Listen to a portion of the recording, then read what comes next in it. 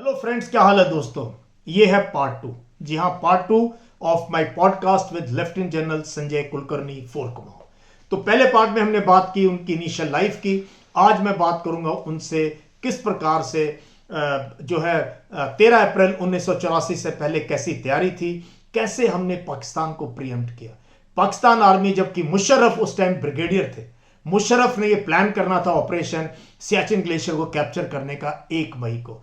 कैसे Indian army ने, भारत ने कैसे प्रीएम्प्ट किया, कैसे प्रोएक्टिव स्टेप ली और सरप्राइज कर दिया पाकिस्तान को, और आज तक वो समझ नहीं पाया ये क्या हुआ। तो 1984 की पूरी कहानी और उसके पीछे के राज क्या है और कैसे हमने सीक्रेसी रखी इस ऑपरेशन की, और क्यों 13 फरवरी का दिन चुना गया। और इसको चुना गया था ब्रिगेडियर विनय चन्ना, जो कि फर्स्ट गार्ड्स के थे, लेकिन उन्होंने कमांड की 14 गार्ड्स।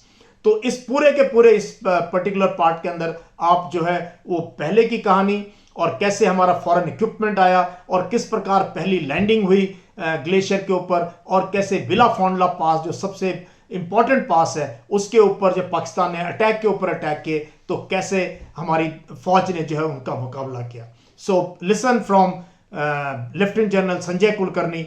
और लास्ट में मैंने उनसे ये भी पूछा है कि नौजवानों के लिए आपके पास क्या है बताने के लिए, और किस प्रकार से नई युवा पीढ़ी जो है भारत की, उस पर हम लोगों को बहुत गर्व है। So enjoy this podcast, because अगर आपके रोंगटे खड़े नहीं हुए और आप में अगर देशभक्ति का जज्बा नहीं आया तो फिर कहीं ना कहीं कोई कमी है। So subscribe to this channel and comments box में आप लिखना कि आपने इस पॉडकास्ट से क्या सीखा। Thank you. जय हिंद।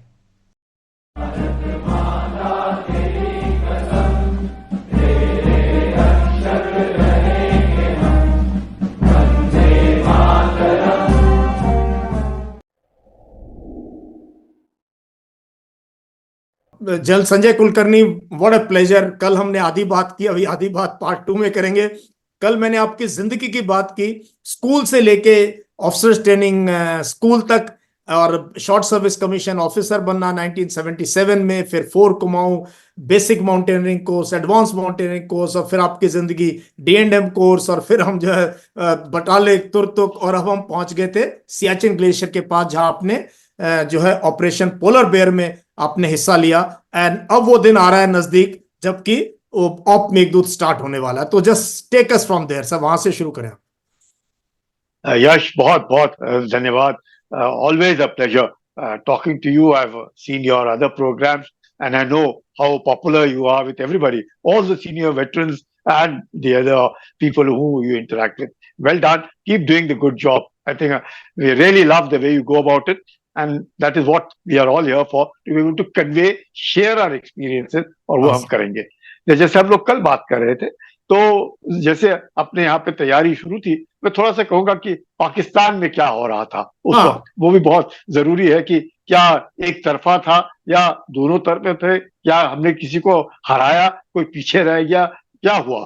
तो ऐसे था कि जैसे पोलर बेयर के बाद जब हम लोग आए, और हम लोग नॉर्मली अगस्त में जाना, हम लोग अक्टूबर में जब नीचे आ रहे थे, तो उस वक्त तकरीबन 21 अगस्त के आसपास एक प्रोटेस्ट नोट आया और पाकिस्तान की तरफ से ये, और उस प्रोटेस्ट नोट से पहली बार ऐसा एक उन्होंने अंदेशा और एक तरीके से अपनी जो क्या जाहिर किया उन्होंने, ये जो NJ 9842 लाइन है, ये सीधी काराकोरम पास जाती है, और आप जो है और आपके जो ट्रुप्स हैं ये हमारे इलाके में आ रहे हैं.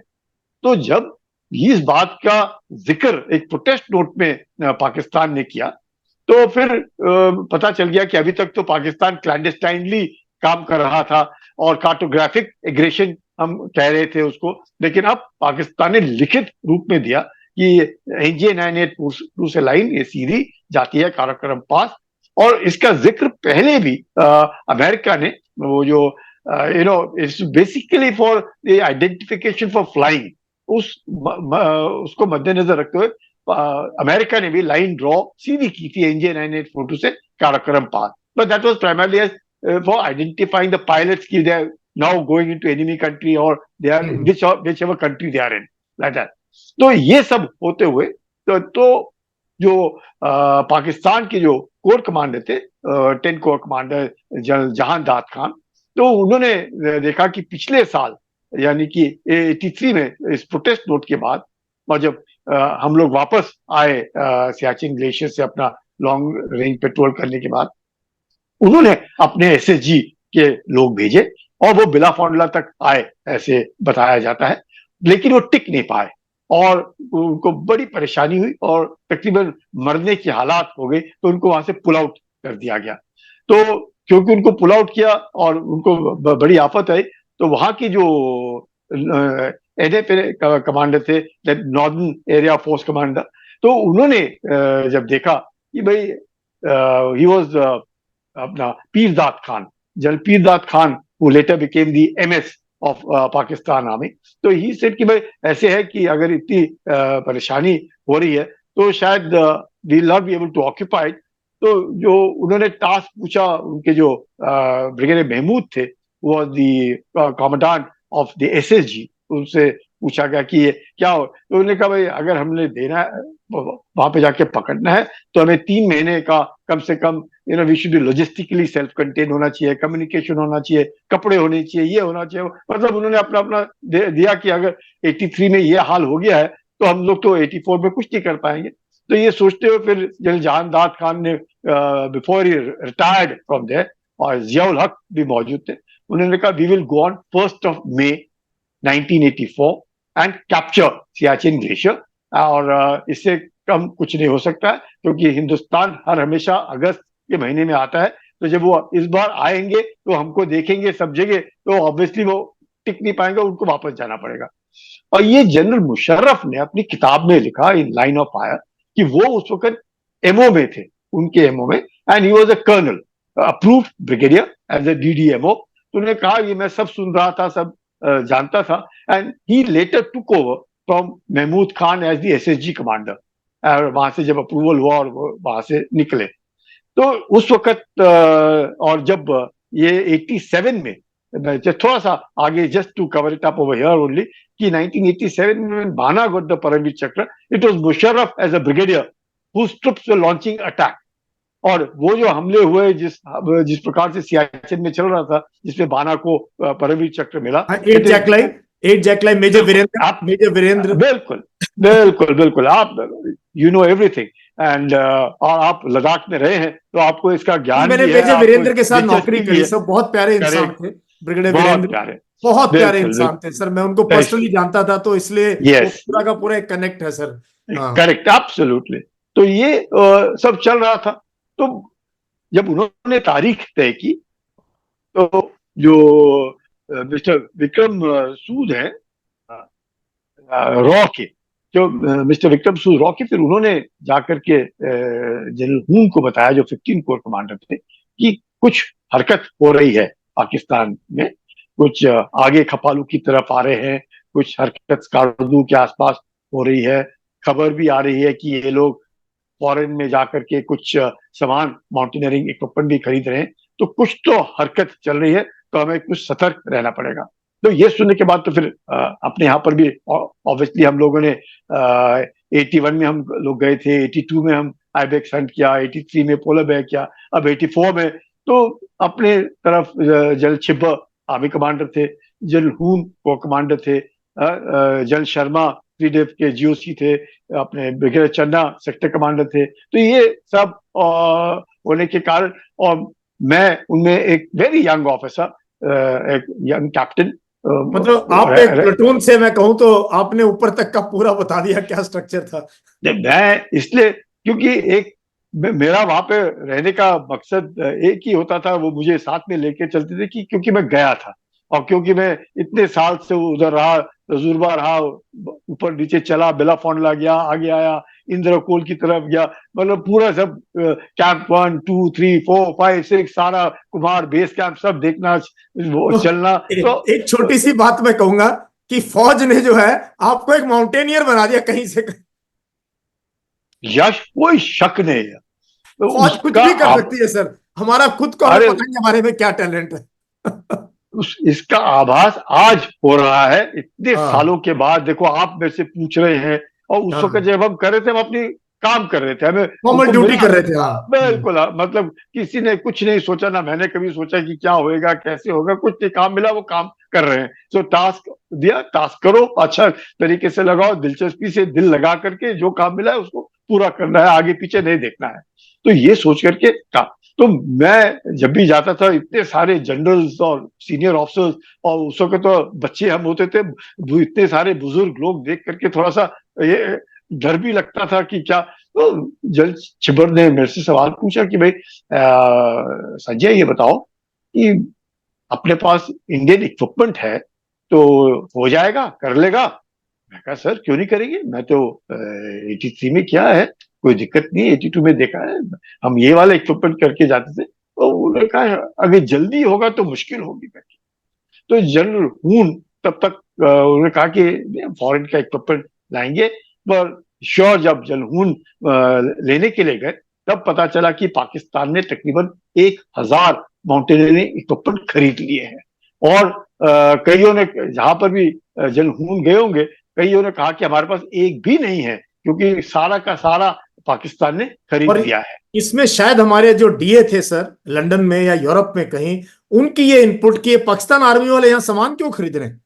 करेक्ट। अब और विक्रम सूद जो रॉ के बाद में बहुत बड़े सीनियर ऑफिसर रहे, उन्होंने भी इनपुट दिया था जनहून को कि कुछ हरकत चल रही है, तो सब नजर रखते थे क्या हो रहा है करके। ये 84 के आसपास की 83 84, अब जियाउल हक ने पाकिस्तान आर्मी को बोला था कि पंजाब में इनको एंगेज करके रखो, जिससे कि इनको दिक्कत हो पंजाब में, और सियाचिन फिर हम we will take cake walk हो जाएगा, कोई दिक्कत नहीं आएगी, हम लोग जो करना चाहते हैं वो कर लेंगे, पंजाब में इनको keep them engage in Punjab, वो मकसद था। अच्छा उसी वक्त जब चल रहा था तो मेरे को फिर बाद में उन्होंने कहा कि हम लोग छिब्बर ने पूछा भाई कब जाने का चाहिए हम लोगों को, तो ब्रिगेडियर चन्ना आपके, तो उन्होंने कहा कि हम 13 अप्रैल को जाएंगे। 13 अप्रैल क्या हो गया भाई, क्यों, ऐसा क्या तारीख निकली 13 और अप्रैल को क्यों जाना है करके? तो उन्होंने कहा नहीं नहीं, बहुत ही ये it's a very auspicious day, और 13 अप्रैल बैसाखी होती है, और हम लोगों के लिए भी बहुत ही ऑस्पिशियस डे है, और पाकिस्तान भी उस वक्त बैसाखी वहां पर भी मनाई जाती है, तो we will go on the 13th of April।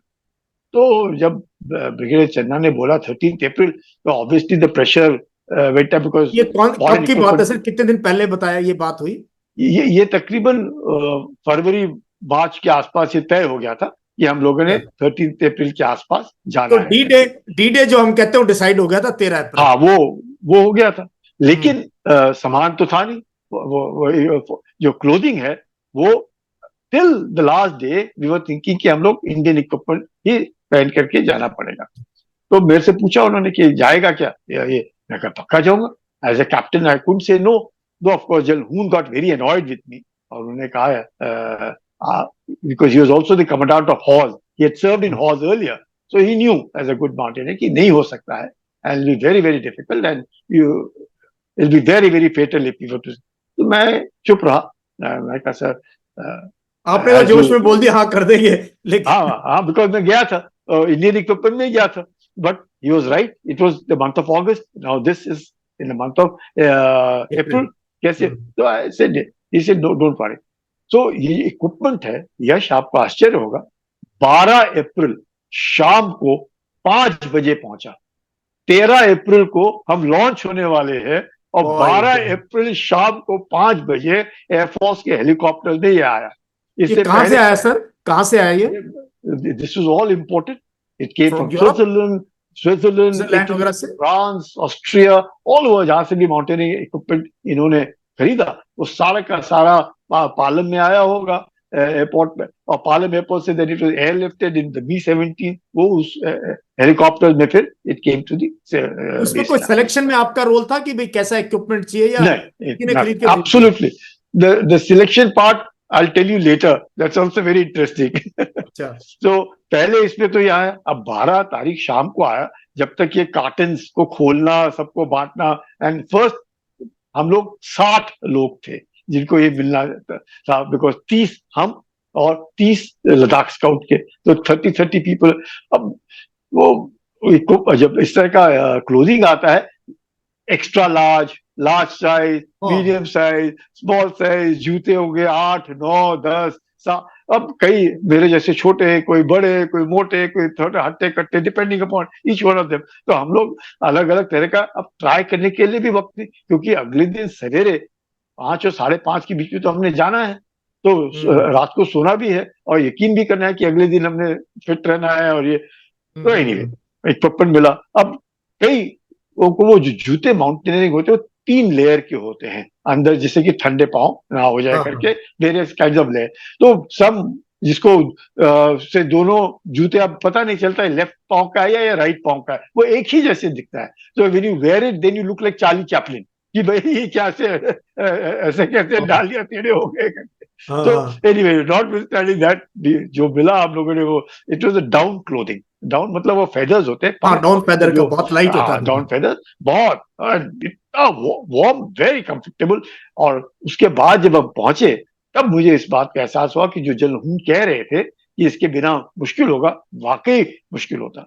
तो 13 तारीख को ये इतना सब डिस्कशन होने के बाद जब हम लॉन्च किए गए, मैं 5:30 5 एंड जब हो रहा था तो उससे पहले एक दिन पहले हम लोगों ने रेकी किया।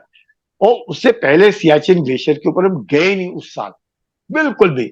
मतलब टोटल की किसी को पता नहीं चलना चाहिए, no radio sets open, nothing happened. So but since I was aware of on the ground, और मेरे सर के लड़के थे जिन्होंने देखा था, so we could train the troops तो अकॉर्डिंग। टोटल सीक्रेसी थी, मतलब टोटल सीक्रेसी। अरे total, the operation was not known as Meghdoot जो हम आज कह रहे हैं, at that time it was known as Zorawar. Zorawar, So it later got Zorawar के नाम पे yeah, जिन्होंने लद्दाख कैप्चर बिल्कुल, करे। it was a Zoravar task force. So that was the Josh, बहुत and सही नाम है वो भी। बिल्कुल, that name inspired everybody. We फिर all तो know देख लो, what उनका Zoravar. नाम लेते हम इंस्पायर हो गए, जोरावर सिंह का नाम। अरे, और जोरावर का I must tell you कि 6-7 times that he has gone to Ladakh. When I was posted in Kishtwar as CEO of an RR battalion, तो उस वक्त मैं जब देखा how he went across, तब मुझे मैं हैरान कि ऐसा जनरल जो घोड़ों के ऊपर यहां से लेकर के लद्दाख जाए, लद्दाख से जाकर के तिब्बत में जाए, वहां पे लोगों को मारे, उसके नाम से लोग डरते थे।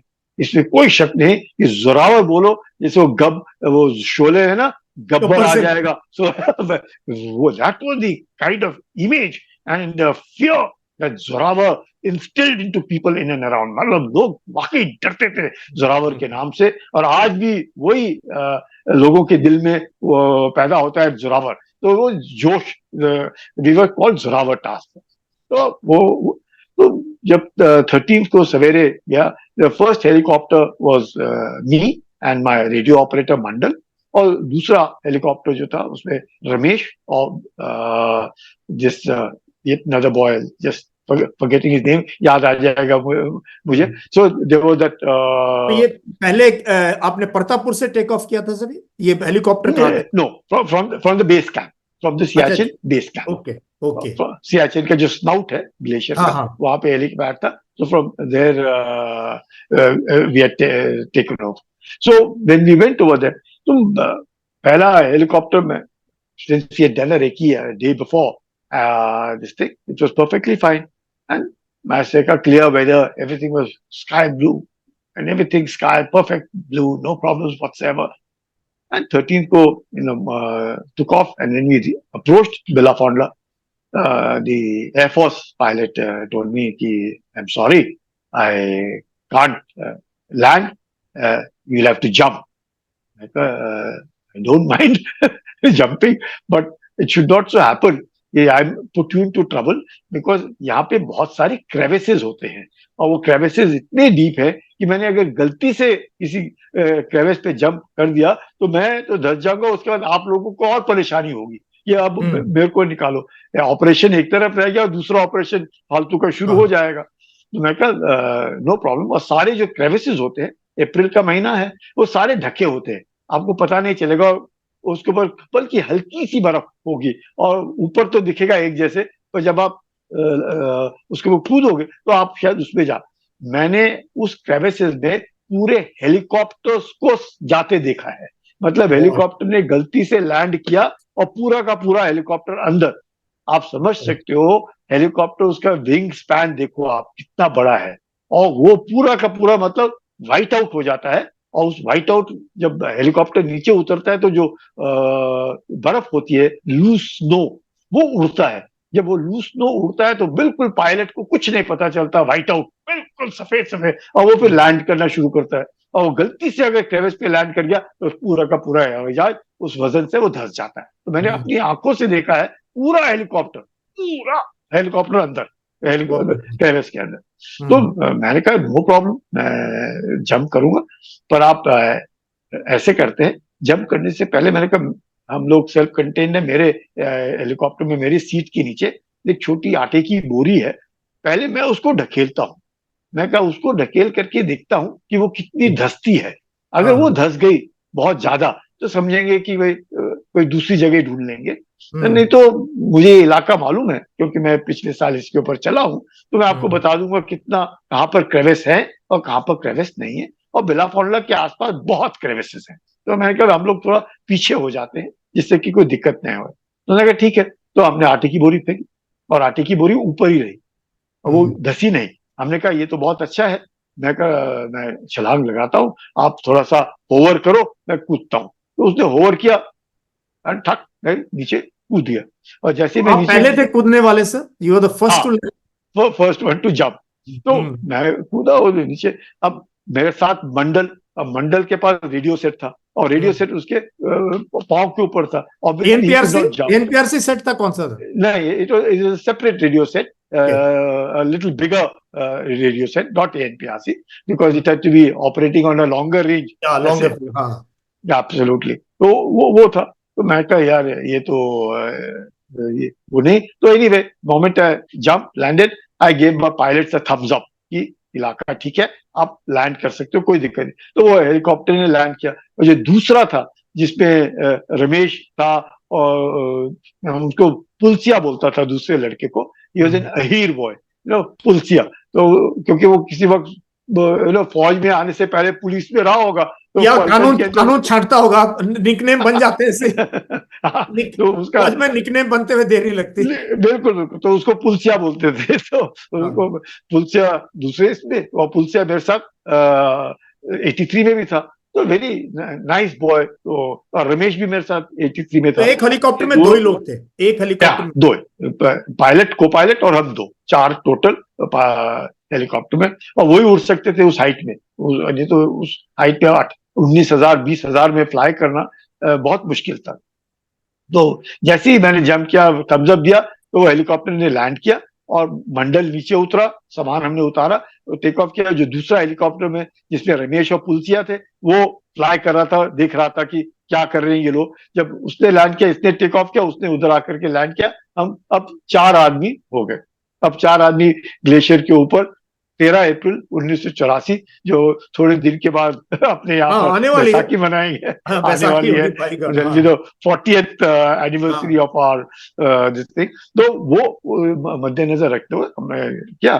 तो थोड़ी देर हुई, क्योंकि अब बाकी हेलीकॉप्टर तब आने थे जब ये दो वापस जाते ओके। बेस कैंप और रिपोर्ट करते कि भाई सब ठीक है, और फिर बाकी हेलीकॉप्टर और उड़ते। ये देखो सर 6-7 फ्लाइंग डिस्टेंस और वैसे डिस्टेंस कितना था बेस कैंप से जहां आप लैंड कर रहे थे? तकरीबन मैं कहूँगा 35 मील या तकरीबन 40 किलोमीटर, 40 किलोमीटर किलोमीटर हाँ। का, या 40 किलोमीटर डिस्टेंस, और 35 मिनट लगते थे उनको आने में। तो ये हेलीकॉप्टर ने जाना था, और वहां पे फिर बाकी जो हेलीकॉप्टर आए थे, अबाउट 7 और हेलीकॉप्टर्स वहां पे थे, दो दो करके ले जाने के लिए सबको। तो वो वहां पर थे। हमने बेला फॉन्डला जो है वो लेंगे विदाउट एनी प्रॉब्लम। उसके बाद फिर you will see and tackle सियाला करके। तो that was what was the aim. लेकिन थोड़ी देर में अपना मंडल ही रिपोर्टेड कि सर मेरे से तो सांस ही नहीं लिया जा रहा, मेरे को तो बड़ी दिक्कत हो रही है। मैं कहा क्या हो गया? कहता मेरे को तो बहुत ही दिक्कत हो रही है। मैं सोचा this boy has been affected by what is called HAPO, high altitude exactly, pulmonary. दर्द होना शुरू होता है, सर भारी हाँ भारी हो उसको, जाता है, हाँ। या उसको परेशानी शुरू हो गई है, some high altitude disease has hit him. Okay, one of those things. अब रुकते रह का, जब अगला हेलीकॉप्टर आता है और लैंड करेंगे, आप उसमें निकल जाना। ये आपकी यूनिट का था, सिग्नल्स का था सर, मंडल? सिग्नल्स, ये उसमें सिग्नल रेजिमेंट। तो सिग्नल रेजिमेंट ने भेजा हुआ था, ओके। एक ही सिग्नल ऑपरेटर जो हमारे साथ इतने दिनों से ट्रेनिंग कर रहा है, और पहले ही दिन और पहले ही घंटे के अंदर वो बेचारा बिकेम अ कैजुअल्टी, और उसको फिर वापस भेजना पड़ा। तो this is the way that we started off. And about 11:30 बजे के आसपास when we all landed over there, by the time the last sortie came, the weather turn bad, मौसम खराब हो गया। और इतना खराब हुआ कि कोई किसी को देख ही नहीं सके।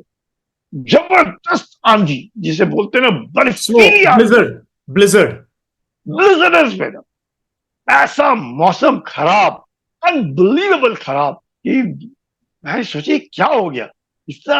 और बाकी लड़के जो है वो भी देखते रहे कि अभी हमने तो अपने तंबू भी नहीं गाड़े थे, हर एक तंबू में 2 आदमियों ने रहना था। और सो दैट वे हमने इतना बुरा हालत। And this kind of a weather continued for the next 3 days, लगातार 3 दिन हालत खस्ता। लड़के बीमार पड़ने शुरू हो गए कि कोई ऐसा मौसम। कितने लोग थे सर? आप अकेले ऑफिसर थे और कितने लोग थे आपके साथ? नहीं, वी वर 2 ऑफिसर्स। मेरा कंपनी कमांडर था मेजर RS संधू VRC। अच्छा, वो भी आ गए थे? He had also come in the sortie, so yeah, we were like that. And यही हेलीकॉप्टर ने सियाला प्लेटून ले जाना था। तो सियाला तो गया ही नहीं, अब हम बेलाफांडा वाले ही ऐसे बर्फ वाले मौसम में फंस गए।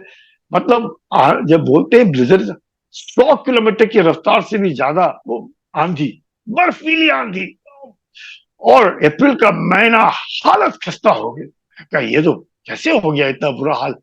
एनीवे, अच्छा, हम बेलाफांडा से तकरीबन 2-1 किलोमीटर पीछे उतरे थे, लैंड किया देख करके। अब हमने बेलाफांडा जाकर के झंडा लहराना था। अब बाहर निकले तो कैसे निकले, जाए तो कहाँ जाए, हर बार निकलते मतलब कमर तक बर्फ में धस जाते, कमर तक, वो कुछ नहीं नजर आ रहा। 13 तारीख, 14 तारीख, 15 तारीख, 16 तारीख को हम लोग जैसे ही फिर से निकले, सवेरे सवेरे बाहर निकले, जा रहे, रिपोर्ट है वापस आओ। मैंने कहा क्या हो गया? कहते रमेश के मुंह से झाग आ रही है। रमेश के मुंह से झाग आ रही, क्या हो गया? जा कहते रमेश गुजर गया। तो Ramesh was dead. The first death casualty was staying that took place over there. ये तो बड़ा बुरा हुआ। ये तो लड़का मेरे साथ था 83 में, एक्सेलेंट माउंटेनियर। एंड इसने देखो, इसकी हिम्मत देखो, बीमार उसको लग रहा होगा पर इसने कहा नहीं, और मतलब जान चली गई इसकी। मैंने कहा तो बहुत ही बुरा हुआ। नहीं, मैं वापस आया, फिर हमने कहा कि भाई इसको ऐसे हो गया। We were on a radio silence, मतलब हमने अपना रेडियो नहीं खोलने थे। अब हमको पाकिस्तान क्या वो कर सकता था? बिल्कुल, और अब हमको रेडियो खोलना पड़ा। मेजर संधू ने कहा आप क्या करेगा, 5 दिन तो हमने रेडियो साइलेंस में। मैं कहा संधू सर, कुछ भी हो, अब एक लड़का नहीं है, गुजर गया है, हर एक तंबू में 2 ही रह सकते हैं। अब वो जो लड़का है उसको किस तंबू में रखेंगे, बड़ी मुश्किल आ जाएगी, रात नहीं कट पाएगी, इसको नीचे भेज देते हैं, अगर मौसम साफ हो गया तो हेलीकॉप्टर आ जाएगा इसको लेने के लिए। तो anyway the helicopter did come and they took Ramesh from there. और जैसे ही रमेश को ले जा रहे थे, we were walking towards Belafonda. हमने कहा मौसम साफ हो गया, अब बेलाफांडा की तरफ चलते और झंडा लगा। जैसे ही हम बेलाफांडा की तरफ पहुंचे, पाकिस्तान का हेलीकॉप्टर, मतलब हम बेलाफांडा के ऊपर और उधर से पाकिस्तान का हेलीकॉप्टर हमारे ऊपर। मेरी आंख और पायलट की आंख, हम जो वो फ्लाई कर रहा है 19,000 पे और मैं खड़ा हूँ 18,500 पे। एक दूसरे को देख रहे हैं कि, और उसने देखा ये तो हिंदुस्तानी तो पहुंच गए। वो तो उन्होंने लॉन्च करना था 1 मई को, और 1 मई के वो उसके लिए वो अपनी तैयारी कर रहे होंगे पीछे सारे के सारे। और क्योंकि रेडियो साइलेंस तो टूट गया, और जैसे ही साइलेंस टूटा वो ये हो गया, अपने को पता चल गया पाकिस्तान को सियाचिन ग्लेशियर पे हो रही है। तो उन्होंने अपना हेलीकॉप्टर उड़ाया, देखो क्या हो रहा है। तो कहा बेलाफांडा में आंख से आंख टक्कर गई। उसने वो यू टर्न किया, पीछे मोड़ भागा, और वो फ्लू बैक। अब पाकिस्तान को all the secrecy, all the things were over, we were on top. And उसके तुरंत बाद हेलीकॉप्टर स्टार्टेड फ्लाइंग टू सियाला. सो सियाला भी पकड़ लिया और बेलाफोंडा भी पकड़ लिया. So this is way Musharraf writes. Indian army preempted, he wrote that Indian Army preempted. और इस वक्त अब मुशर्रफ जो है वो कोर कमांडर पीरदाद खान जो एफसीएनए कमांडर है उसको गाली दे रहा था कि भाई इन्होंने, हम तो चाहते थे कि हम मार्च में ही चले जाएं, तो उन्होंने कहा हमारे जवान जो है मर जाएंगे, और अब उन्होंने मई डिसाइड किया, अब देखो 13 अप्रैल को ये आकर के बैठ गए ऊपर. तो दे हैव प्री, मतलब अगर हम नहीं जाते, मैं यश ये कह रहा हूं, अगर हम नहीं जाते या हमारी भी सोच उनके सोच के जैसे होती कि भाई मौसम बहुत खराब है बाद में करते हैं, तो वो होते. उनका तो प्लान पूरा था ना. That mean it was a race, it was a race for Siachen कि कौन पहले जाकर के पकड़ेगा, और ऐसे वक्त पकड़ेगा कि उसके बाद उसको डिस्लॉज करना बहुत कठिन होगा. मुमकिन है. कोई शक नहीं. 1984 से लेकर के अब 2024 and probably 2124 and even beyond will be only us. It is very difficult. पहाड़ों में जो एक बार हाइट्स पकड़ ले और अच्छी तरह अपने आप को एक्लिमेटाइज कर ले, and if is logistically, if is self contain and sustain very well, सवाल नहीं पैदा होता कि कोई किसी को वहां से हटा दे. आपको आश्चर्य होगा कि अभी तक तकरीबन 1001 लड़के हमारी तरफ से भी अपनी जान गंवा बैठे हैं, और उससे भी ज्यादा पाकिस्तान की तरफ से भी लोग जान गंवा बैठे हैं. 90%, 90% or maybe even more have died not because of bullets, they have died because of bad weather. मौसम के कारण. मौसम ऐसा मौसम -50 डिग्रीज, -70 डिग्रीज, इस तरह का ब्लिजर्डस वेदर. ओह टेरिबल. मतलब इंसान के रहने के लिए बनी नहीं है जगह. वहां ना जानवर है ना फूल को पत्ता उग सकता है. आप जानवर और इसकी बात की, 13 अप्रैल को हमने लैंड किया. तकरीबन 17 अप्रैल के आसपास ये हेलीकॉप्टर पहले आया. उसके बाद मैंने एक सफेद कौवा देखा. सफेद कौवा. अच्छा, वो उड़ रहा था. मैं कहा अरे, अगर सफेद कौवा मुझे दिखा है मतलब कोई आदमी इसके पीछे है, ये उड़ रहा होगा और कोई आ रहा है, इसलिए ये कौवा उनके साथ उड़ रहा है, नहीं तो कैसे आ गए. मैंने फिर अपने लड़कों को कहा, मैं कहा सतर्क हो जाओ, ये कौवा दिखा है मतलब यहाँ पे तो जैसे आपने बिल्कुल ठीक कहा, पक्षी का सवाल नहीं, जानवर का सवाल नहीं, यहाँ पे कैसे कोई आ सकता है. मैं कहा अगर ये कौवा उड़ा है तो कुछ पीछे है, और हेलीकॉप्टर इनका आया है. श्योर इनफ अली ब्रांगजा करके जगह है, वहां पर पाकिस्तान की फौज आकर के बैठ गई सामने, और तकरीबन 27 अप्रैल के आसपास पहली फायरिंग शुरू हो गई थी दोनों के. कितना दूर थे वो आपसे कितना दूर थे? अली ब्रांगजा तो तकरीबन मैं कहूंगा 3 किलोमीटर के आसपास is Ali Brangza, which we could see them down below. वहां से वो ऊपर आ सकते थे. एंड 23 जून 1984 को पहला हमला पाकिस्तान ने किया. और वैसे ही आपकी पोस्ट पे तब तक सर आपके पास कितने लोग थे, और बाकी हथियार क्या थे? सिर्फ SLR LMG क्या था आपके पास? बिल्कुल वही SLR LMG मोटर्स, यही हथियार अपने पास. एंड ये जो 23 जून का जो हमला है उसमें of course we had much more weapons. We had even SAM-7 missiles also with me. I had Grad-Ps also with me. लेकिन जो 27 अप्रैल का है उस वक्त तो मेरे पास वही थे, LMGs, SLRs और मोटर्स, और तो कुछ नहीं था. तो दैट वाज. अब उस वाले इसमें obviously we saw them coming. जब हमने फायर करना उन्होंने तो भाग जाना, बिकॉज आप ऊपर बैठे हैं, आप उस हाइट के ऊपर एक कदम भी आगे चलना आसान नहीं है, और उसके ऊपर हमारी गोली चलने तो बिल्कुल ही नामुमकिन वाला हिसाब किताब हो जाता है.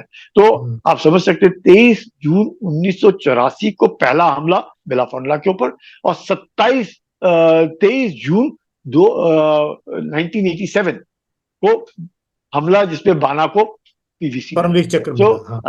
And why again 23 June? Because it is the longest day.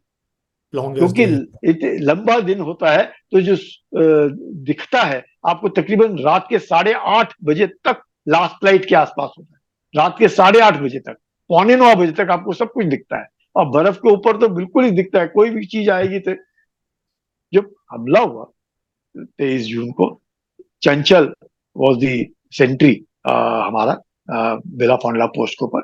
और चंचल के साथ मेरा पहले एक ऐसा इंसिडेंट हुआ। मैं मौसम बहुत खराब था, मैं इधर उधर घूमा, मैं देखा कि ये लड़का एक अपना सेंट्री होना चाहिए, है नहीं, कहाँ चला गया ये। तो मैंने गुस्से में एक थोड़ा सा, मैं कहूँगा कि बर्फ का बना हुआ था, ऐसे ऊंचा सा है ना, वो पुतला टाइप ऐसे, मैं एक जोर से लात मारी। मैं कहा ये चंचल कहाँ चला गया। देखो तो चंचल, वो पुतला जो था वो चंचल का अंदर भाई बैठा हुआ। वो पोंचो लेकर के अपने आप को, और इतना गर्म होकर के उसको वहां पे नींद लग गई। भाई गॉड, पूरी और बर्फ अब जमी हुई ये, ऊपर से। हाँ, हम्म, पूरे जमा हुआ, और मैं गुस्से में उसको बर्फ के मेरा जो भी है, एक, मैं कहा हाँ, हाँ, या गुस्से में पता नहीं कहाँ चला गया ये लड़का, कहीं गिर गुर तो नहीं गया, कहीं गुम तो नहीं हो गया, कहाँ चला गया ये। तो देखा है, देखा चंचल, अगली बार तू बैठेगा नहीं, खड़ा रहेगा। अगर बैठ गया तो ये हालत हो जाती है, मौसम में थोड़ा ध्यान रहे। नहीं, यंग बॉय, 21-22 साल का लड़का, बिल्कुल young fresh boy, he was in my Charlie company. मैं उसको अच्छी तरह जानता था पलटन के अंदर। मैं क्या ऐसे ध्यान देना है, और आपने ऐसे ध्यान, ठीक। Now 23 June Chanchal was the sentry in the जिस मॉर्निंग। दिन ये अटैक हुआ पाकिस्तान का। हाँ, तो तकरीबन 4:30 बजे के आसपास मेरे पास एक लड़का आया, हवलदार, कहता, साहब, दुश्मन। दुश्मन? मैं, दुश्मन कहाँ से आ जाएगा? ऐसा नहीं सर, दुश्मन। मैं कहा किसने कहा? कहते साहब चंचल। मैं कहा कैसे पता चला? कहते चंचल कह रहे कुछ काला काला काला सा नजर आ रहा है उसको पत्थर के ऊपर, और थोड़े से वो पत्थर हिल रहे हैं। ओ, मतलब वो पत्थर नहीं है, वो कोई इंसान है, वो धीरे धीरे चढ़ रहे हाँ, हैं। हाँ। हाँ, कुछ हरकत हो रही है। तो मैं कहा सबको कहो स्टैंड 2 पे आ जाए। अब वो स्टैंड 2 जो है, कुछ नहीं, वो हमने ट्रेंच खोद रखे थे और बर्फ ही निकालनी थी। तो 21-22 जून के आसपास पाकिस्तान ने हमारे पे फायरिंग किया, और क्योंकि उन्होंने फायरिंग किया, हमने भी रिटेलिएट किया। तो ये शाम के वक्त की बात है। तो एक लड़का था, उसको मैं जलंधरिया बोलता था। हम्म, जलंधरिया इसलिए कि वो जलंधर में रहता था। हम्म, तो था कुमाऊं नहीं, पर जलंधर में रहता था, तो उसको कंपनी के अंदर जलंधरिया बोलते थे। मैं कहा जलंधरिया, तू अपना मोर्चा जो है ना वो पूरा खोलेगा। और कहता साहब मैं बहुत थक गया, मैं नहीं, मैं कल सवेरे ना स्टैंड 2 में अपना मोर्चा पूरा खोल दूंगा, आपको बुला करके दिखाऊंगा। मैं कहा जलंधरिया, मान जा मेरी बात, तू अपना मोर्चा तो खोद ले, क्या फर्क पड़ता है। मैं कहा कहता है नहीं, मैं, now that's not a place where you should argue with boys और शाउट हम्म, ऑन बॉयज, और थोड़ा सा एक माहौल अच्छा रहना चाहिए करके। और मैं कहा चलो कोई बात नहीं। मैं कहा कल सवेरे स्टैंड 2 में आप अपना मोर्चा, थोड़ा सही है, मैंने कहा नॉट इवन 7-10 फुट है, खोद देना, जिससे कि दूसरे से लिंक, कह रहा मैं पक्का खोदूंगा, मैं जल्दी उठूंगा और मैं कर दूंगा। मैंने कहा ठीक है। कहा वो 23 को सवेरे सवेरे जैसी चंचल ने खबर दी, यहाँ पे स्टैंड 2 हुआ, वो वहां से वो दूरबीन से देख रहे थे कि यहाँ बिला फॉन्डला के ऊपर क्या हो रहा है। उन्होंने देखा हरकत शुरू हो गई, तो पहली गोली जो फायर की उन्होंने, वो चंचल के सर पे लगी, भाई और गॉड। चंचल चंचल हम्म, वहीं खत्म। तो उसने अपना काम पूरा किया। उसने पेट्रोल का जो था उसको बताया कि मैंने इनको बता रखा था जब से बिला पड़ा, मैं कहा हर एक 1 घंटे में मुझे खबर करेंगे, और मेरे को या तो राम राम बोलेंगे, या मुझे जय हिंद बोलेंगे, या सत श्री अकाल बोलेंगे, जो भी, जिस कहीं से भी लड़के आए हुए हैं मेरे पास। मैं कहा बट यू, और मेरी तरफ से आपको जरूर मैं या राम राम बोलूं आपको, या जय कुछ हिंद जवाब बोलूं, देंगे आप? हाँ। और जवाब दूंगा, मैं हूं करूंगा, हाँ करूंगा, कुछ जरूर बोलूंगा। अगर मैं नहीं बोलता हूं किसी कारण से, तो आप मेरे तंबू में झांकना, मैं क्यों नहीं बोला। और तंबू मतलब छोटा सा ही तंबू, हाँ, विवेक है, स्मॉल छोटी कोई तंबू स्मॉल थोड़ी है। पप टेंट, हाँ, पप पप टेंट, टेंट है। जिसमें दो ही आ सकते थे। ठीक।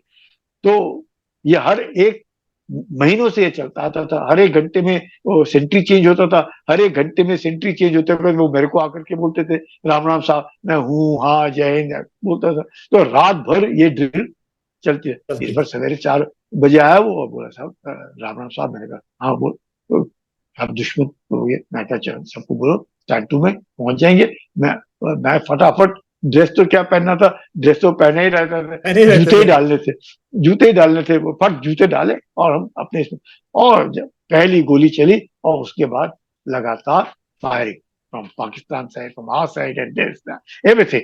हमने उनके, ऑब्वियसली दे कुडंट, काफी उनके भी घायल हुए, ये हमारी तरफ चंचल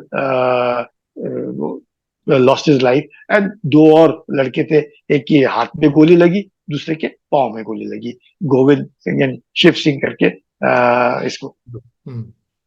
अभी देख, आपसे बात करते करते मुझे याद आया, वो जिसको पुलसिया बोलते थे उसका नाम था प्रकाश। प्रकाश, अच्छा। प्रकाश एंड अहीर बॉय, जैसे हम लोग कुमाऊं जब वो बोलते हैं, हमें रजंगला की याद आती है, वो बांग्ला, वीर बिल्कुल, हाँ। अहीरों की, वीर हीरो की याद आती है। इसलिए मेरे दूसरे हेलीकॉप्टर में एक कुमाऊनी लड़का था, अपना दिस बॉय अपना and the other boy, Ramesh was a Kumauni and Prakash was Ahir. Four Kumaon में कुमाऊनी भी है और अहीर भी है, so that is the combination of the battalion. Mix है, ये मिक्स है, दो आपके लड़के थे कंपनी मेरे तो अलग नहीं है। साथ। No, four Alpha company is Ahir and Bravo Charlie Delta are Kumaunis. So we have 25% Ahir and 75% 75%। Kumauni. That is the way we are, and the other two come. So because of this, Ramesh जो है, Ramesh had lost his life earlier. So the cutting the long story short, we realized that we were able to defeat the Pakistani, and thereafter then we were firm all along. हमने यकीन किया। एक बार बड़ा अजीब सा हादसा हुआ, मेरे पास लड़का आया, बोला साहब दुश्मन ने वेरी लाइट पिस्टल फायर की। Very light pistol? मैं कहा वेरी लाइट पिस्टल समझता है क्या होता है? मैं कहा वेरी लाइट पिस्टल मतलब तेरे इर्द गिर्द ही कोई है, क्योंकि it doesn't have that long हाँ, ये तो रेंज। 40-50 बिल्कुल, मीटर के उधर या ऊपर मैं फायर कहा करने के बिल्कुल, होते हैं। हाँ, मैं कहा बिल्कुल ही नजदीक है, कौन है वेरी लाइट फायर करने वाला? मैं कहा हमें वैसे किसी ने फायर नहीं। मैं कहा क्या रंग था वेरी लाइट का? कहते सब ऐसे लगा मुझे कि सफेद type very light pistol fire हुआ। अच्छा, फिर दूसरे दिन रात को ये साहब वेरी लाइट पिस्टल फायर हुआ। कि ये तो वो, मैं तीसरी बार बोले, मैं कहा अपनी आज रात भर मैं आपके साथ ड्यूटी दूंगा, जो भी लड़का रहेगा मैं रहूंगा, और मुझे वो वेरी लाइट पिस्टल किसने फायर की और कौन कर रहा है लगातार ऐसे मैं देखना चाहता हूँ। तो थैंक गॉड मैं कहूंगा कि तीसरे दिन भी वेरी लाइट फायर हुआ और मैं था। मैं कहा ओहो साहब वेरी लाइट फायर, हाँ मैं कहा अब मैं समझ गया। मैं कहा घबराओ मत, चिंता मत करो, वो शूटिंग स्टार्स होते हैं ना आसमान से तो वहां वो आसमान इतना जबरदस्त नजर आता होगा। करे, और बिल्कुल द शूटिंग स्टार सात करके नीचे तक आता है वो। तो लड़कों को इतना थोड़ी कुछ, बेचारे यंग बॉयज आफ्टर ऑल, कोई 21 साल का है, कोई 19 साल का है, कोई 22 साल का लड़का है, तो उसने सोचा ये वेरी लाइट है। मैं कहा नहीं बेटे, ये ऊपर से शूटिंग स्टार बोलते हैं और उसका है ये, आप घबराओ मत, कुछ नहीं है, इट्स वेरी नेचुरल फिनोमेना, हम लोग होता है। तो दैट वाज तो इस तरह करके 3 महीने, और 3 महीने में का फायदा ये रहा कि हर एक जवान 3 महीने तकरीबन काटता है, कोई दाढ़ी नहीं बनाता है, मैं तो नहाया भी नहीं 90 दिन नजर भी तक। नहीं आता होगा सर कि इतने बाल बाल हैं। पूरे दाढ़ी बढ़ा करके सारे, और यू नो अंदर बिल्कुल खोखला हो जाता है, आदमी आदमी को खा रहा है अंदर ही अंदर, बिकॉज सब कुछ है आपको, चॉकलेट्स हैं, दुनिया भर का खाने का है, best of food is available to you, पर खाने का मन नहीं करता है। तो मतलब आप जो कहो है, डीआरडीएल का डीआरडीओ का सेपरेट प्री कुक्ड फूड, दुनिया भर का राशन, सब कुछ, पर कोई खाने का मन नहीं करता है। नींद आती कम है, खाने का मन नहीं करता है, सर दर्द होता है, यू नो फ्रॉस्टबाइट, चिलब्लेन, हैपो, आपको स्नो ब्लाइंडनेस होने का कहता है, किसी चीज को छुओगे आपका मांस पील ऑफ हो जाएगा, बिकॉज लोहा अगर गलती से लग गया तो आपका मांस ही खींच के ले जाएगा वो। तो इस तरह के हालात में हमने अपने 90 दिन काटे, पर मजा बहुत आया, इतना मजा तो ये कि आप कब आए सर? आप कब वापस आए? मैं पूरा अपना टेन्योर, मैं 13 अप्रैल को गया, पूरे 90 दिन काटे। मेरे बाद जो कंपनी विकास की आई, मेरे बाद विकास की कंपनी आई, वो तो उसको रिलीव किया। तो इस दौरान before we can finish with our program. जो शुरू में हम बात कर रहे थे, जो आपने कहा, पूछा सवाल की जो क्लोथिंग आपने खरीदा तो आपका हाँ वो बताओ मुझे। हाँ वो उसका क्या हुआ? तो हमें बताया गया कि Mrs Gandhi had come to be shown कि ये क्या कर रहे हैं करके, because if you recollect 84 that time was a very tense time. Punjab right. में गड़बड़ चल रही थी। इधर of course we had very good moment, Rakesh Sharma from आसमान से मिसेस गांधी ने हाँ वो भी उसे एक बड़ी मूवमेंट थी हमारी। हाँ 8 अप्रैल, वो 8 अप्रैल के आसपास की बातें पूछा था, हिंदुस्तान कैसे दिखता है, तो ही रिप्लाइड सिंह सारे जहां से अच्छा। और हमारा 13 अप्रैल का इंसिडेंट था। And Mrs Gandhi and general Hoon had a very good relationship and rapport, because वो सिक्किम में जब Sikkim got amalgamated with India at that point of time, General Hoon was there. So he was the person over there. नहीं एक और So चीज थी sir, Shrimati Indira Gandhi की, मैं पीछे कुछ एक बहुत सीनियर ऑफिसर हैं उनसे बात कर, तो एडीसी थे सर जब ये प्राइम मिनिस्टर थी, वो कहते हैं इंदिरा गांधी का जो फौजी ऑफिसर्स के साथ बात करना और उनके साथ एडवेंचर की बात करना, फोटोग्राफी की बात करना, she was absolutely accessible. no, absolutely, without fail.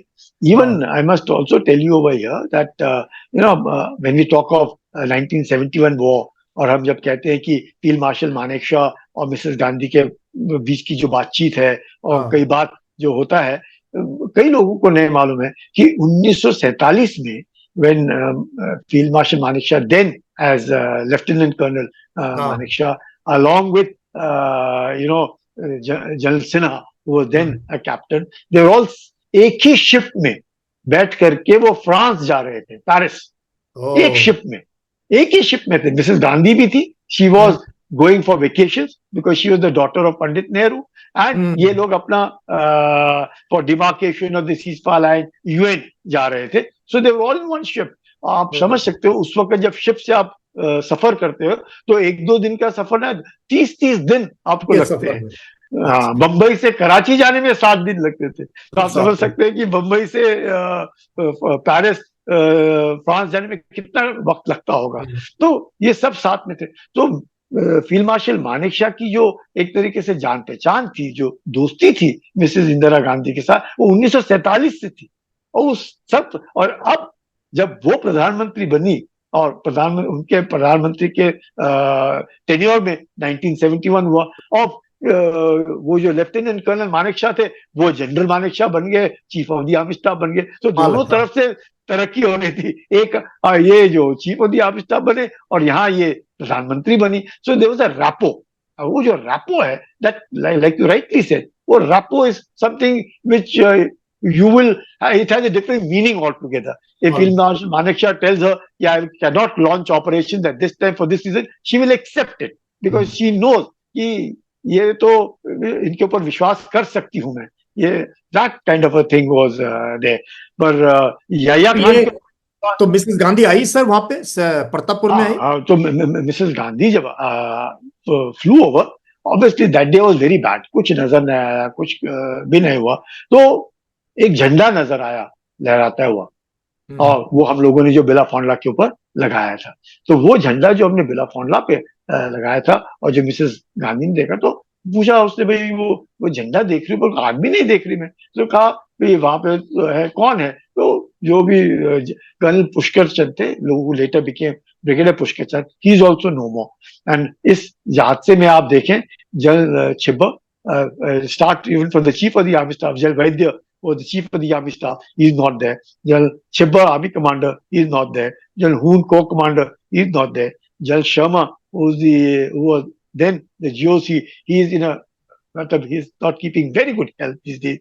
Colonel N. Kumar, जिसके कारण से Siachen, he is no more. Brigadier Channa is no more. Major Bauguna, who later became Brigadier Bauguna, he is no more, who went for Siala. So इस तरीके से आप देखिए सारे के सारे जो लोग उस वक्त इन्वॉल्व थे, they have all so slowly and steadily passed away, having done fantastic job for retaining Siachen Glacier for India. So ये जो था, तो मिसेस गांधी को उन्होंने बताया कि भाई, तो कल पुष्कर चंद जो टास्क फोर्स कमांडर थे, उसने मुझे फोन किया, कहा संजय नीचे उतर। मैं कैसे मैं नीचे उतरूं? मैं शुरू कम डाउन क्यों? आप मुझे नीचे बुला रहे हो? कहते तू नीचे आ जा, मैं फिर बताऊंगा। मैं सोचा मजाक करे, मैंने कहा सर मैं नीचे तो उतर जाऊंगा, तो ऊपर कौन चढ़ाएगा, मेरे को 6 दिन लगेंगे ऊपर चढ़ने में फिर से। तो आप ऐसे करो, अगर आपने मेरे को नीचे बुलाना है तो आप हेलीकॉप्टर भेज दो, मैं अभी आता हूँ, फिर वापस चला जाऊंगा तुरंत, क्योंकि नहीं तो फिर एक्लिमेटाइज, फिर ये परेशानी होगी। मैं कहा, तो ऐसे करके बात है। अगले दिन in the morning he call me up, Sanjay तू कहाँ है? मैं कहा मैं तो बेला फोन में हूँ। क्यों ऐसे पूछे? नहीं मैंने कल तेरे को कहा तू नीचे उतर। मैं कहा मैं नीचे उतरूं? मैंने कहा सर मैंने आपको कहा था मैं नीचे तो उतर जाऊंगा, तो ऊपर में वापस कैसे आऊंगा ये भी तो बताओ, मैं किसको यहाँ से। कहते तू उसकी चिंता मत कर, तू नीचे उतर। मैं कहा सर पहले सच बताओ ये क्यों आप ऐसे कर। कहता है अब तेरा फटाफट जाकर के पहले पासपोर्ट बना और वीजा बनाना है, and Mrs Gandhi wants you, 15 दिन के लिए तेरे को बाहर जाना है। मैं कहा कहाँ? कहते, तू चिंता मत कर, you are going to France, Switzerland, Italy, Austria, Germany. हैं? मैं कहा सच कह रहे हो आप कि ऐसी मेरी टांग खींचते हुई है और दिल मतलब हौसला अफजाई कर रहे हो? कहते तू नीचे। Sure enough I was brought down, I went on 5 country tour as a user member, to able to see ये जो इक्विपमेंट हमने खरीदा है, ये जो इक्विपमेंट हम इस्तेमाल कर रहे हैं, अगर इसमें खामी पेशी है तो वहां पे जिसने बनाया है उसको जाके हम बता सके कि इसमें ये कमी पेशी।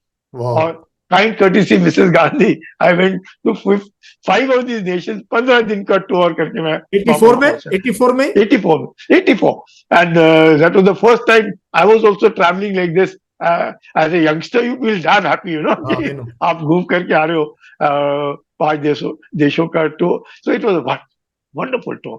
So this is all the तो memories इसी में that I carry. आपको शौर्य चक्र भी इसी में मिला sir? Sure, yeah, Shaurya Chakra also I got this thing. और आपकी टीम में, आपकी जो टीम थी सर जो गए, उसमें कितने लोग जो है वीर गति को प्राप्त हुए और कितने लोग को अवार्ड प्राप्त मिले, कुछ याद है आपको?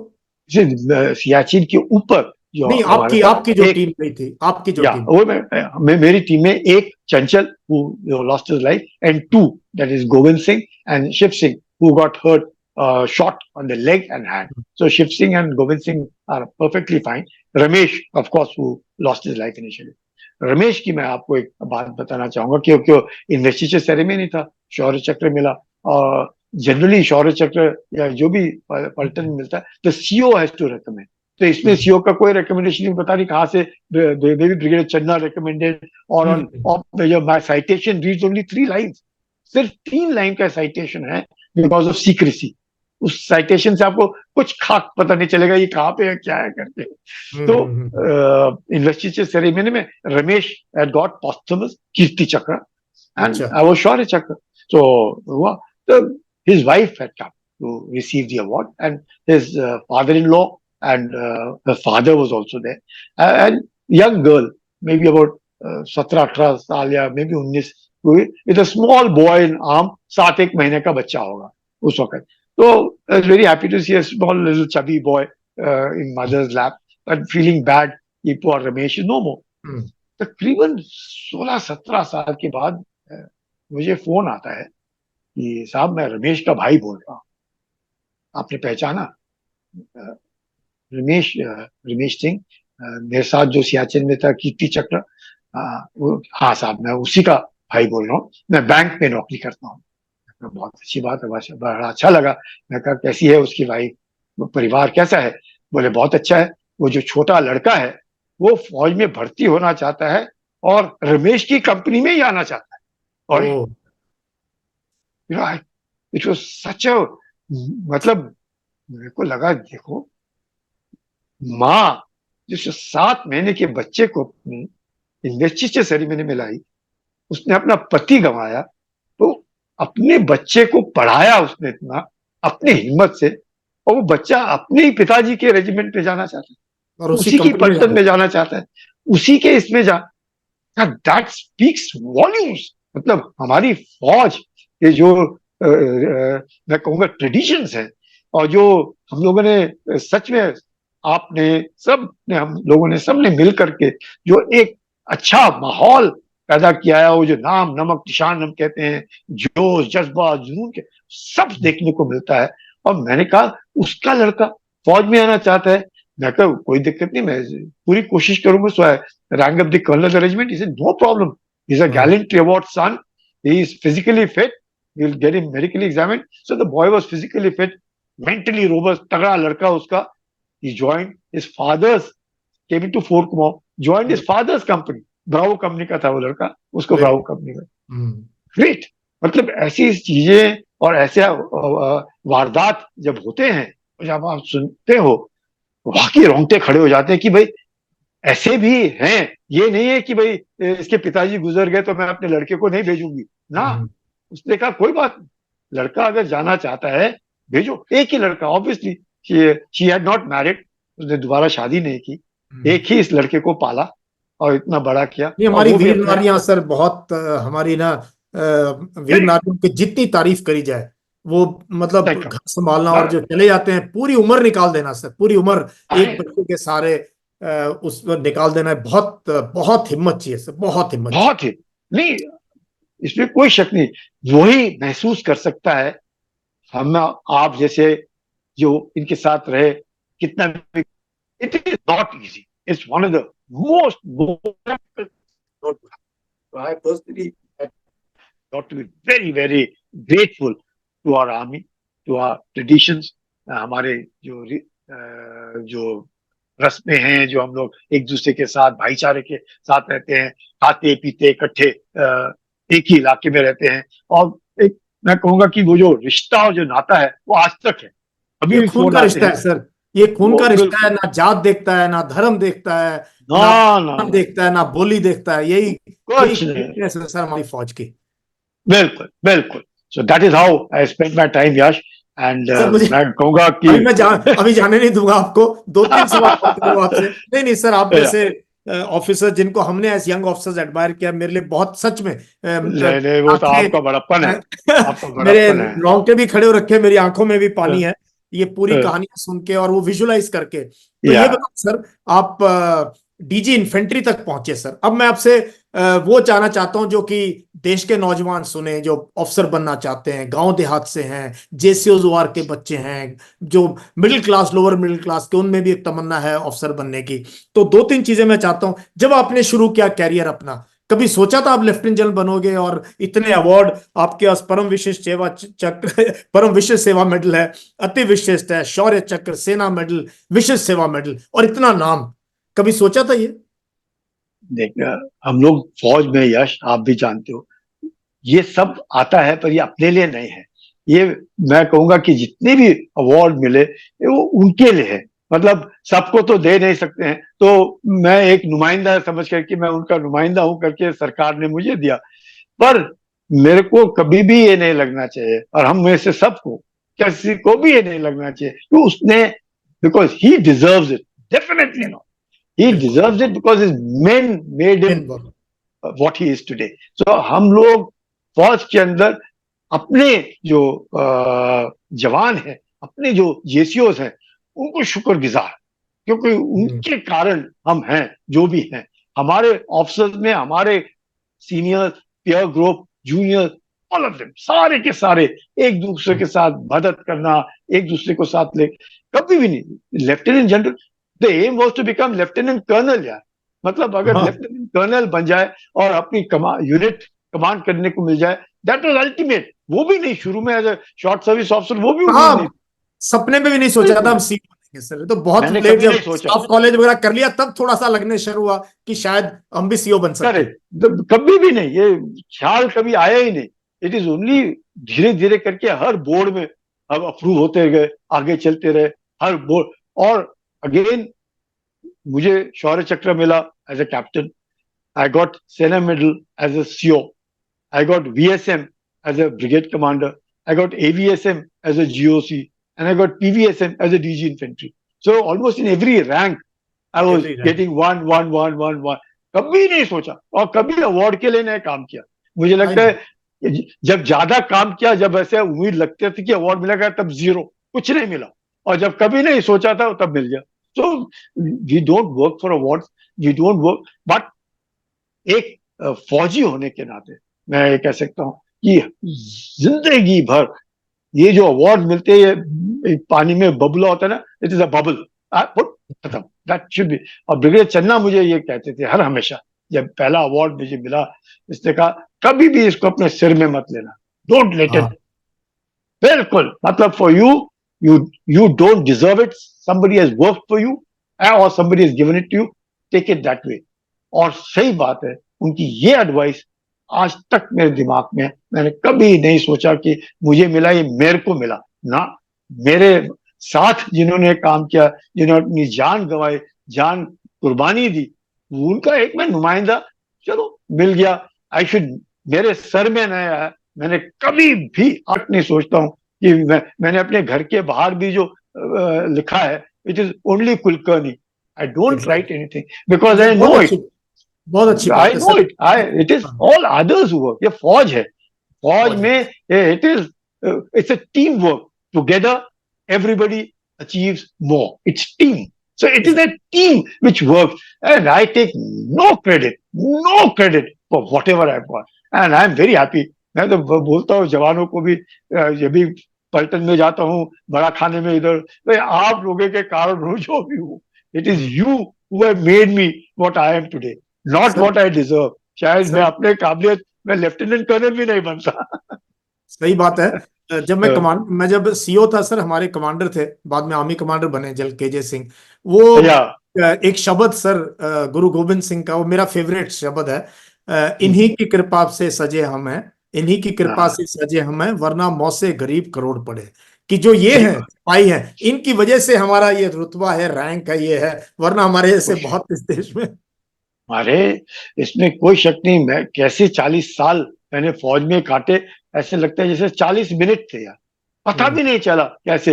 अब रिटायरमेंट के बाद एहसास होता है हर दिन कि हमने, कोई जब मदद करने के लिए नहीं होता है, खुद करने को करना पड़ता है. जो आपने लोग लगाए वो कभी छुट्टी काट जाते हैं, कभी आते हैं, कभी नहीं आते. तब पता चलता है कि कैसे हम लोगों ने पलटन ने हमें सर पे उठाया और साथ में ले गए. और क्या बड़प्पन, कैसे कोई किसी का खून का रिश्ता नहीं, और वो जो रिश्ता हमने फौज में आकर के बनाया, उफ, मतलब आज भी लगता है कि अगर अब दोबारा कहीं पैदा हुए तो यही पैदा होना चाहिए. फौज में इसमें जाएंगे कोई शक नहीं.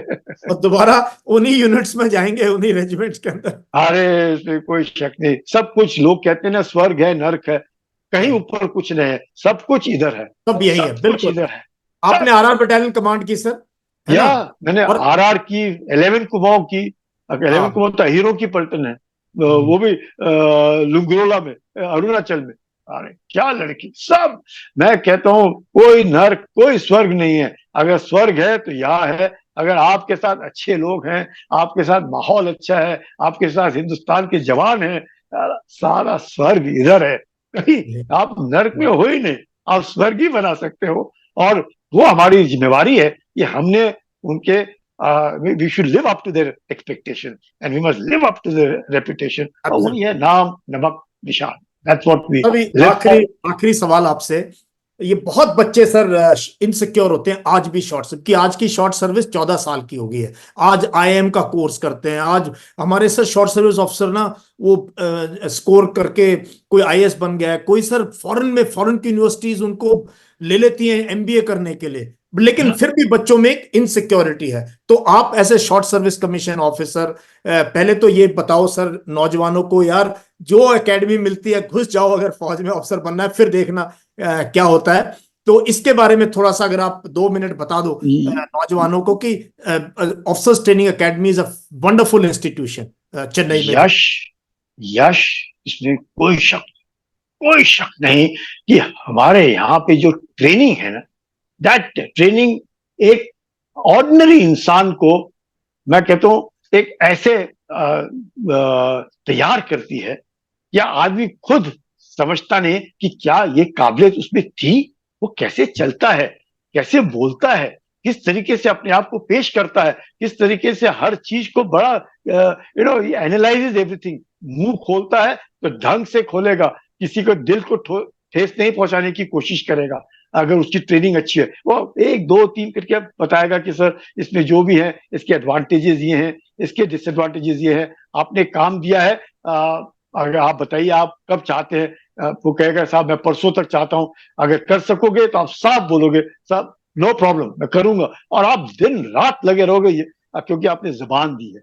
तो फौज एक ऑर्डिनरी इंसान को एक ऐसा इंसान बनाती है जिसकी डिक्शनरी में ना का शब्द नहीं है, इम्पॉसिबल कुछ हो ही नहीं सकता। Everything is possible, everything is possible. और ये कभी नहीं सोचना चाहिए शॉर्ट सर्विस ऑफिसर है या कोई, चाहे वो 4 साल के लिए, फौज उसको ऐसा बनाएगी कि उसके बाद वो जो जुनून है उसमें, जो जज्बा है, जो जोश है, वो कभी खत्म नहीं होगा। आपकी ट्रेजेक्टरी चेंज है, आपकी जिंदगी की जो है दिशा बदल जाएगी।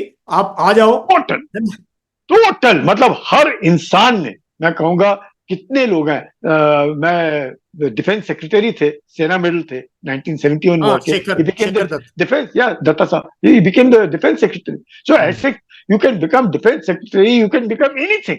And you find Sainik school के ही आज उपराष्ट्रपति हैं, सैनिक स्कूल के ही हरियाणा में पहले चीफ मिनिस्टर रहे, वो भी तो बिल्कुल भूपेंद्र हुड्डा, बिल्कुल सैनिक स्कूल के, बिल्कुल हुड्डा जी तो absolutely. So there is nothing that is stopping and good people, मतलब ह्यूज ये अपना कल्याणी इंडस्ट्रीज जो है, जो इन्होंने गन्स बनाए हैं अभी हिंदुस्तान के अंदर, artillery gun, he is from military school Bangalore. So आप समझ से, सो देयर इज नथिंग, मतलब सब कुछ फौजी जो है इस फौज की ट्रेनिंग के बाद उस मुकाम पर पहुंच सकता है जो वो चाहता है। उसके शब्दकोश में इम्पॉसिबल शब्द ही नहीं है, ना हो ही नहीं सकता, सब कुछ होगा। उसने सोचना है, और एक दफा उसने सोच लिया कि मैंने करना है, वो करके दिखलाएगा। ये उसकी बहुत बड़ी एक training, this all because of training. Training और यूनिट का इथॉस, फौज का इथॉस, और वो धीरे धीरे आपको ऑर्डिनरी को एक्स्ट्राऑर्डिनरी बना देता है। अरे यश, आप अपनी टीम बनाना चाहोगे, आप क्या देखना चाहोगे? उस लड़के में ईमानदारी है, काबिलियत है, वफादार है, और उसमें काम करने की जिज्ञासा, यही देखोगे ना। और ये सब है उसमें, अपने आप ऐसी कोई चीज नहीं है जो हो नहीं सकती, क्योंकि उसमें वो जज्बा है, जोश है, वो जुनून है, ईमानदारी है, वफादारी है, बस। और वो करने की जिज्ञासा है, and is a best team worker. मतलब फौजी ही एक ऐसा है जो टीम, वो अपने इर्द गिर्द लोगों की परवाह भी करता है, उनको साथ में ले भी चलता है। जो प्रधानमंत्री कहते हैं सबका साथ सबका विश्वास, ये फौज के अंदर पहले से रहा है। सबका साथ हम है, और उन्हीं का विश्वास है कि हम लोग बिल्कुल कतराते नहीं, घबराते नहीं। वो भी लड़का कितना भी उसका परिवार हो, वो जब अपने साथ होता है, लड़ाई में होता है, चलता है, वो नहीं सोचता, उसको मालूम है कि बाद में भी मेरे परिवार की देखभाल होगी। So that confidence he has, और आज तो और भी बढ़िया होगा, तो कोई चिंता नहीं। आई थिंक देश इतना तरक्की कर चुका है, देश इतना तरक्की कर चुका है, और मैं तो नौजवानों को ये भी यकीन करना है। बिल्कुल यकीन करना है।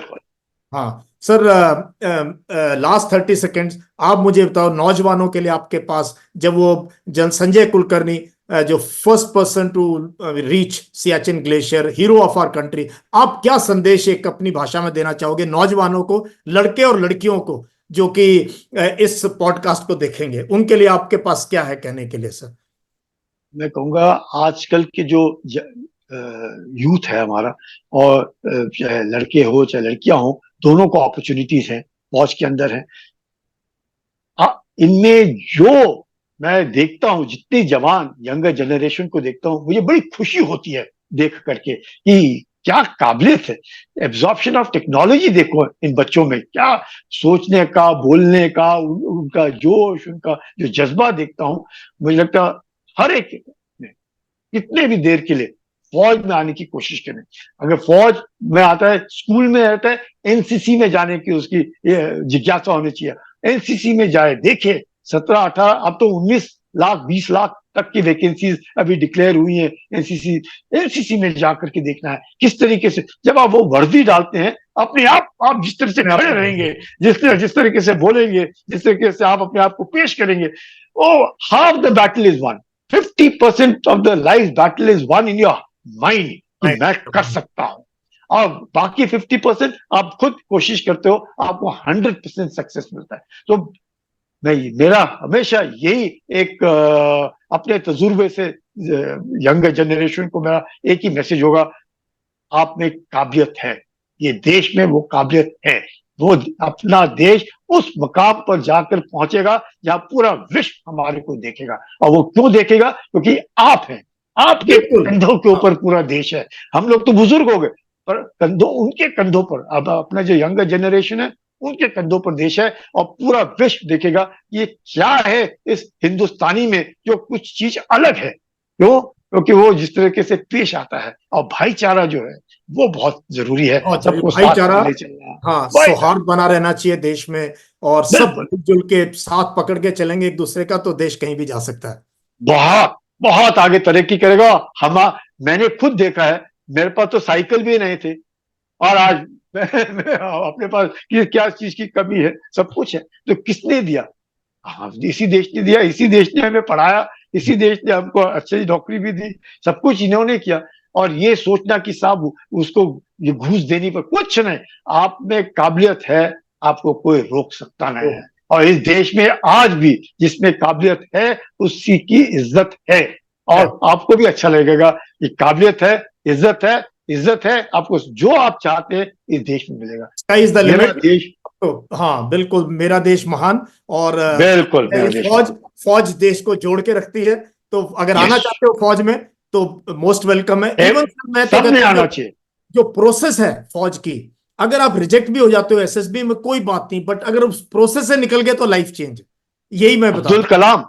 हाँ। प्रेसिडेंट अब्दुल कलाम, हाँ। ही वाज रिजेक्टेड और हम्म, राष्ट्रपति बने। और तब राष्ट्रपति तक उनकी किताब में देखो क्या लिखा है उन्होंने, कि मुझे रिजेक्शन हुआ पर बुरा नहीं लगा, और कि हाँ। मैं कोई नहीं, मैं डीआरडीओ में गया और देखो कहाँ जाके। सो जो वो जो जज्बा है ना, वो जो जोश है, वो खत्म नहीं होना चाहिए, चलते रहना चाहिए आदमी को। आई एम श्योर हमारे यंगर जनरेशन में बहुत काबिलियत है, बहुत जोश है, और मुझे पूरी उम्मीद है अपना देश उस मुकाम पर, सोने की चिड़िया कहते थे, वो सोने की चिड़िया बनने की काबिलियत रखता है और करके दिखाएगा हमारे यूथ प्रोफाइल के मद्देनजर। Sir, thank you very much. बहुत अच्छा लगा ये मेरे लिए पर्सनल तौर पे आपको आपसे बातचीत करना बहुत इंस्पायरिंग है sir. Thank you very much. Yash, thank you. Yash बहुत बहुत धन्यवाद। जय हिंद, जय जय हिंद, हिंद। जय हिंद। जय हिंद।